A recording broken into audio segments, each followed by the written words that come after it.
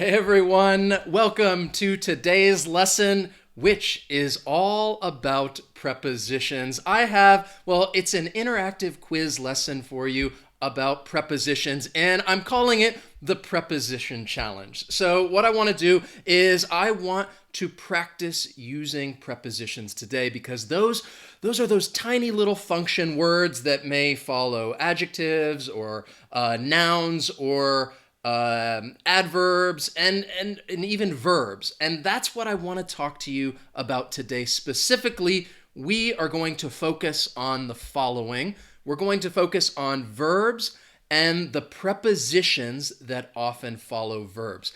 And I think that this is great practice. This is a great way to practice and understand, okay, which prepositions often follow which verbs. I always say that one of the best ways to learn prepositions is to read as well as practice, which is what we're going to do today. So thank you guys so much for joining me today. Michelle, Aiden, just 1 minute, Andre, Lali, Al, Elizabeth, Angela, welcome. Thank you. I will try and get some more shout outs as we continue going through the lesson because like I said, this is an interactive lesson. I'm going to give you a bunch of questions. I want you to write your answers in the chat, or if you're watching this later, in the comments. I want you to interact with this lesson. That's what it's all about. And for some of you, this may be a little bit of review, which it's always good. It's always great to review.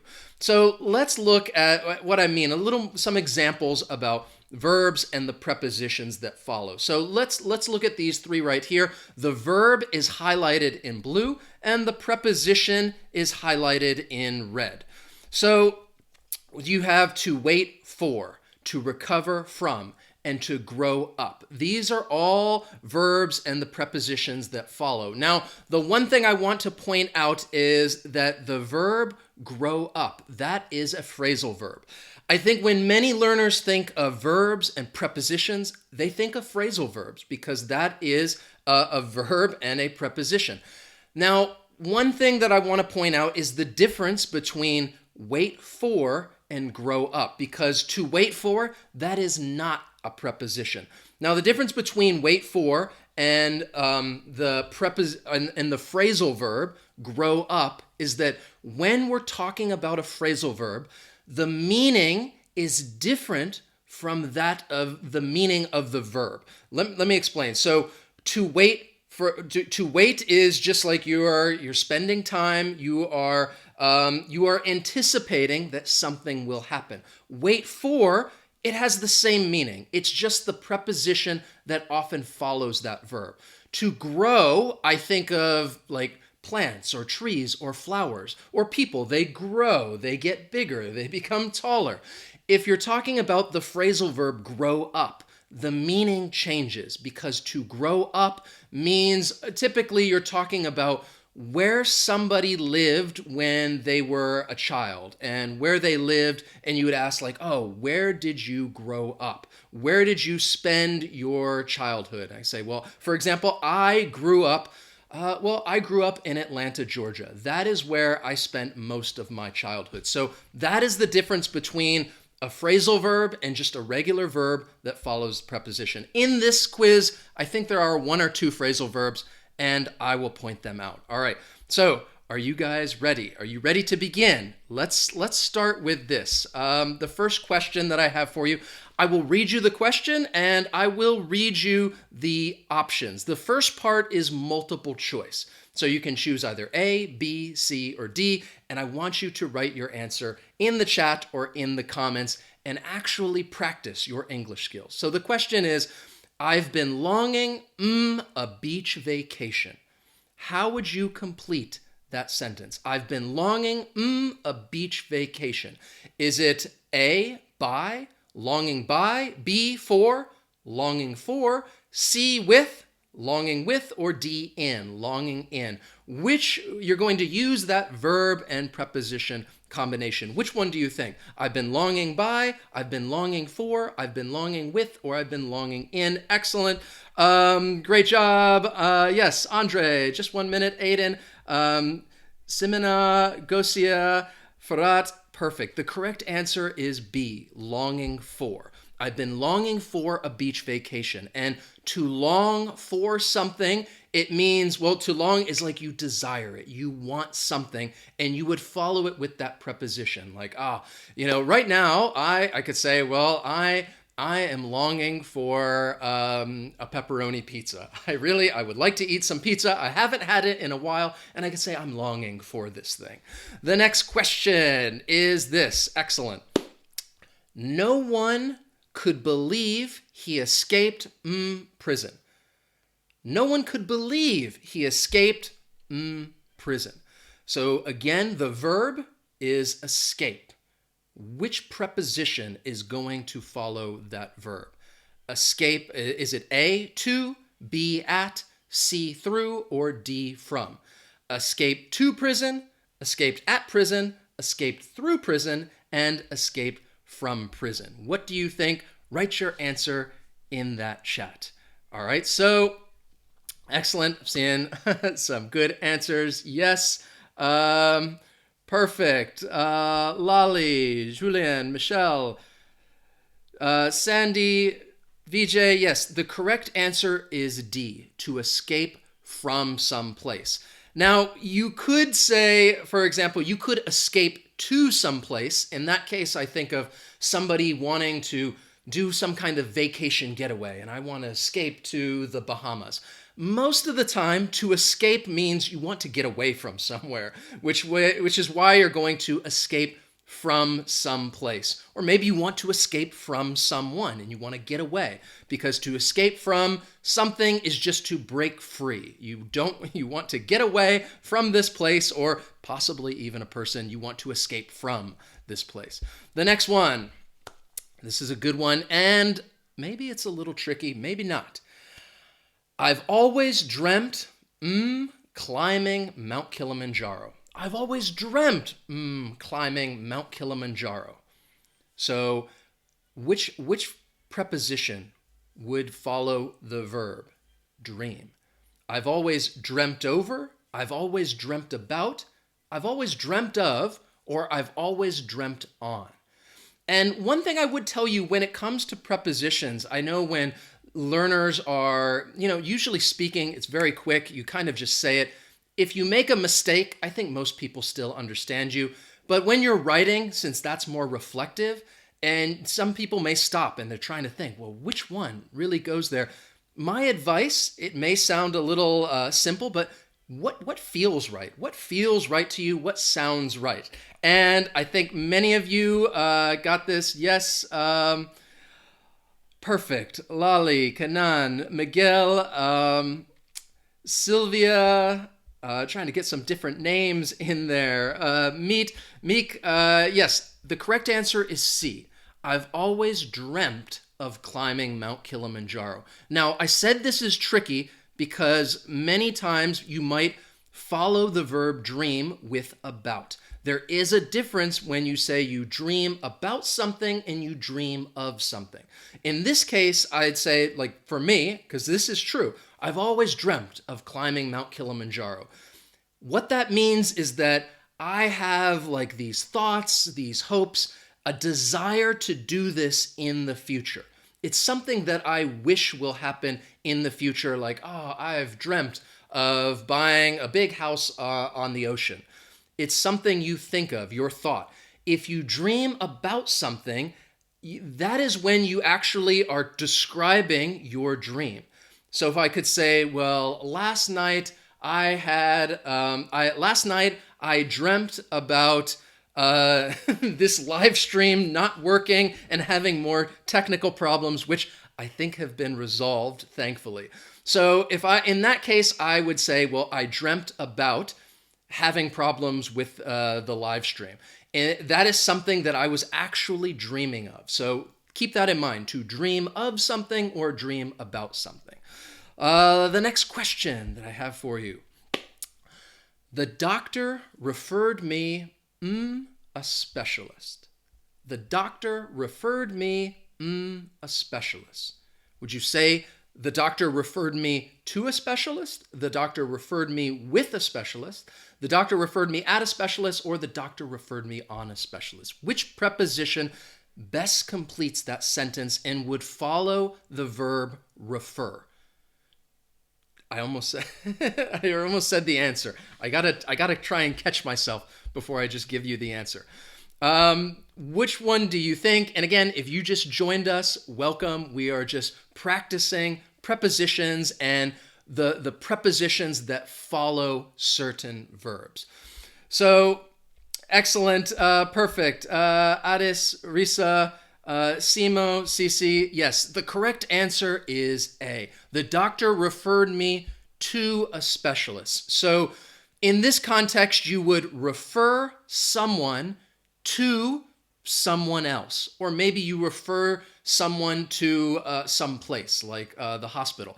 But when I think of using this verb, I often think of doctors or some kind of health needs, and the doctor may refer you to a specialist. So you refer someone to someone else or someplace. You send that person to this place or to see someone else. You refer someone to something. I hope that you guys, if you know anybody else who is learning English, I hope that you refer them to our channel, Interactive English, so that they can practice and improve their English skills.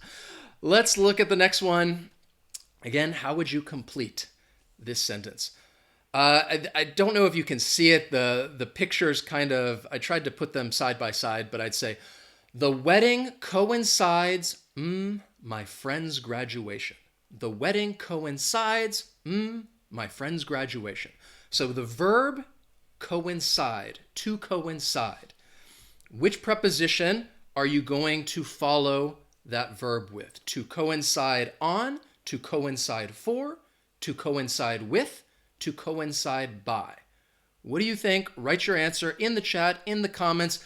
This is how you really learn these prepositions, and you actually start to internalize them. And what I mean by internalize them is that you end up learning them, and you don't even realize it. You just start using them correctly when you're speaking, when you're writing, when you're producing the language.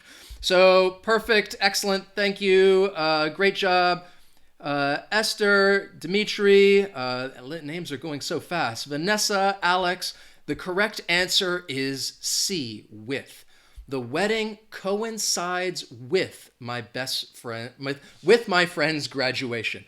So in this case, when you talk about two things that coincide, it basically means that they happen at the same time, they occur at the same time, and you would say this thing coincides with this other thing, to coincide with. It's when you're talking about two things happening at the same time. It is a great verb to know in case you did not know the meaning of that, to coincide with something.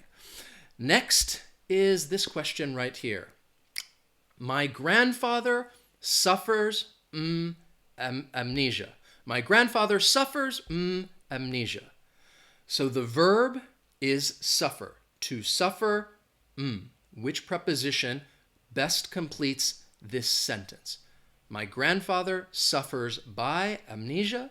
My grandfather suffers over amnesia. My grandfather suffers on amnesia, or my grandfather suffers from amnesia. And if you don't know what amnesia is, it is a condition that I think it happens more often in people when they get older. And what it means is they just start to forget. Their memory starts to go. And if it happens regularly, if it happens often, then a doctor may diagnose this person and say, yes, they suffer amnesia. All right, excellent. Thank you, Ava, Angela, Marco.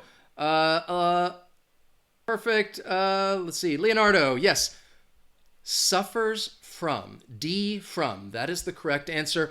My grandfather suffers from amnesia. If you suffer from something, it means that you are experiencing the effects of this thing, which is typically bad. So you could suffer from some kind of condition. You could suffer from a disease, and you would use that preposition, to suffer from. Excellent. So we are going to switch it up a little bit right now, but I did want to let you guys know that if you like what we do here at Interactive English, if you want to show us some love, check out our Patreon page. We have some cool rewards. It's a way to support what we do here and keep doing these lessons for you guys each and every week. I'll throw a link right there in the chat. There's also a link down below in the description if you guys want to check that out. If you don't, no problem. I still hope that you join me each and every week for these live lessons and watch our normal lessons on Tuesdays. So we're going to switch it up now. Before, I gave you multiple choice, and I wanted you to complete the sentence, and I gave you A, B, C, D. Now, I'm not going to give you multiple choice. I'm going to give you the sentence, and I want you to think about which preposition completes the sentence. Write your answer in the chat or write your answer in the comments. So the first one is this one. I love this picture right here. One of my favorite things to do is to track down these, just entertaining pictures that I like. So the sentence is, she winked me from across the room. She winked me from across the room. So the verb is to wink, which if you don't know what that is, it's when you're, giving that little motion right there. She winked me from across the room. The cat is winking right now. So what do you think? Which preposition best completes that sentence? Yes. Sorry if I can't pronounce it. Tuobald world. Excellent. All right. Yes. Just 1 minute. Brayan. Perfect. Benath. Aiden. The correct answer is at. You wink at someone. She winked at me from across the room. It is when you you close your eyes to signal something. So I think in this case, some people might think like you wink at somebody like, oh, you like them, you're showing some kind of affection. Or maybe you wink at somebody like there's some kind of secret between the two of you and you're sending that signal and you wink at someone. The next question is right here. So think of just this context as if I'm telling you this and I say, hey, whatever you do, don't bring his recent divorce. Whatever you do, don't bring his recent divorce. Which preposition completes that sentence? If we are at some kind of event or party, you and I are at this party and we see this person over here and I tell you, hey, whatever you do, don't bring his recent divorce. Which preposition completes that sentence? I will give you a hint. This is a phrasal verb. So to bring, it is a phrasal verb. What do you think? All right. Excellent. Yes. The Gosia, Evelina Lali, Said, Simo. The correct answer is up. To bring up his recent divorce. So you can say, again, whatever you do, don't bring up his recent divorce. To bring something up, it's a phrasal verb, and it means you're introducing something into the conversation. You're just talking about some topic. You are bringing it up. And I think it may often be used in a context if somebody's saying, hey, don't bring this up. Don't talk about this topic, this issue. Perhaps it's a little sensitive and people don't want to talk about this thing. And in that case, you'd say, hey, don't bring it up. And if you did bring something up, then maybe somebody asks, why did you bring this up? Why did you introduce this into the conversation? To bring up, to bring something up. The next question, the next sentence I have for you is this: cheating in professional athletics stems a fierce desire to win at any cost. Cheating in professional athletics stems a fierce desire to win at any cost. Notice the picture that I put in there for you. It's a little bit of current events. I don't know if many of you watch baseball or keep up with baseball, but there have been some problems with cheating. And I could say, well, in these problems, it stems a fierce desire to win at any cost. So the verb stem, to stem Which preposition completes this sentence? What do you think? This is a little more challenging because I don't think this verb is probably as common as some of the others, but it's also a good one to know, especially if you're trying to explain some situation, maybe in a little more professional setting. So, yes, the correct answer. Great job, Aiden, Shakib, Sandy, nice. Vanessa, just 1 minute. Dimitri, stems from. So I'd say cheating in professional athletics, such as baseball, it stems from a fierce desire to win at any cost. And if you say to stem from, it's saying that something is caused by something else. So the cheating, instead of saying the cheating is caused by a desire to win, I could just say the cheating stems from a desire to win. It means the same thing. Something stems from something else. It originates from this thing, or it is caused by this thing, to stem from.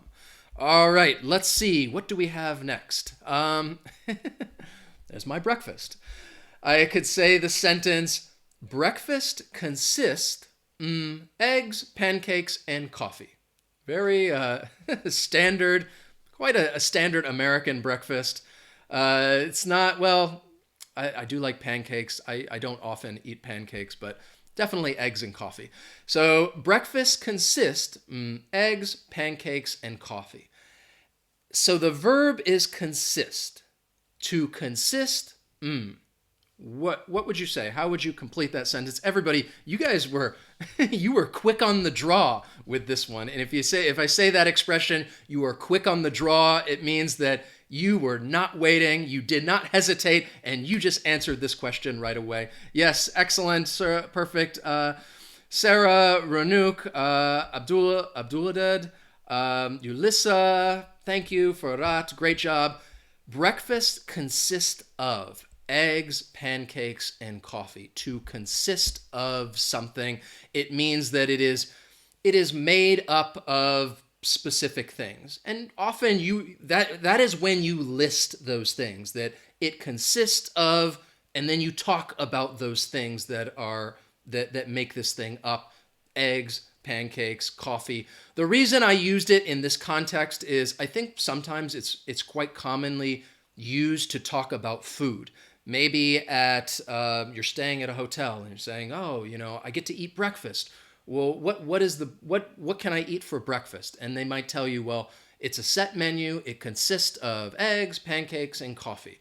To consist of something. Perfect. You guys rock that one. Let's see. Maybe we'll make it a little more difficult for you. And the way that I'm going to make it more difficult is now I'm giving you one verb, but there are two prepositions, two different prepositions that can follow this verb. So look at this sentence. She apologized, her friend, lying. Both of those prepositions commonly follow the verb apologize. To apologize, So think about which prepositions you would use to complete that sentence. She apologized, her friend, lying. What do you think? Write your answer in the chat or in the comments, because that's what I want you guys to do, just to participate. So, excellent. To World Wabald. I know I'm mispronouncing that. Sorry. Lynn Natrang. Perfect. Yes, the answer, Angela Romeo. The answer is she apologized to her friend for lying. So those are that when you're talking about the verb to apologize, you would apologize to someone, a person, and you would apologize for something that happened. So she apologized to her friend for lying. And when you apologize, you just say you're sorry. So this is a great example of a verb that can be followed or is often followed by two different prepositions. It depends on what you're trying to say. To apologize to someone, to apologize for something that happened. The next one. Okay. Again, you have one verb, and I want you to tell me the two prepositions that can follow this verb. He argued, his boss, having to work over the weekend. He argued, his boss, having to work over the weekend. What do you think? Which preposition? So the verb is argue. To argue, his boss, having to work over the weekend. There actually, I think there may be three different phrasal verbs not phrasal verbs. There may be three different prepositions that you can use. All right. What do you think? Yes, excellent. Perfect. Said, Ulissa, Sarah, Denz Mendoza. Nice. Thank you guys. Thanks for your answers. So I'd say he argued with his boss about having to work over the weekend. I think you could also say he argued with his boss for having to work over the weekend. I think you could use that as well. But I think it's common you argue with someone when you're talking about a person. And it's common that you would argue about something. Something happened and you are arguing about this topic or some sort of disagreement. And when you're arguing, you are just speaking angrily with this other person. He argued with his boss about having to work over the weekend. Excellent. You guys did a phenomenal job. Thank you for participating in this lesson. Again, this is such a great way to really understand these phrasal verbs, that you can see how they are used correctly, and you just start to internalize that information so that the next time you're having a conversation and you want to use these verbs, you are going to follow it with the correct preposition. You're just going to know it instantly, and you'll be quick on the draw with using those prepositions because you have practiced and practice and practice some more. So I thank you guys so much for joining me today. Please, if you like these quiz lessons, hit that like button. That tells me that you guys enjoy this type of lesson and that I should do some more like this in the future. If you have questions or comments, again, write to us in the comments. We always love hearing from you. And check us out on our social media classes, Facebook, Twitter, Instagram. And if you want to join our community, you can subscribe to our email list. There is a link in the chat. There's also a link down below in the description. We'll give you access to the secret fluency lesson. We'll send you lesson updates as well as some other useful and free resources to help you improve your English skills, because that is what this channel is all about.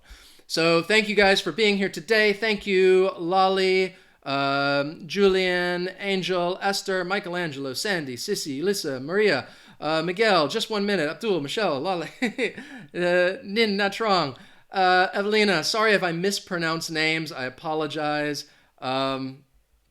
Perfect. Elizabeth, oh, it's okay if you're late. The video will be posted and you guys can watch the whole thing from the beginning. That is what I'd recommend. Layla, thank you guys for being here. I hope you have a wonderful weekend, and I will see you next time. So long.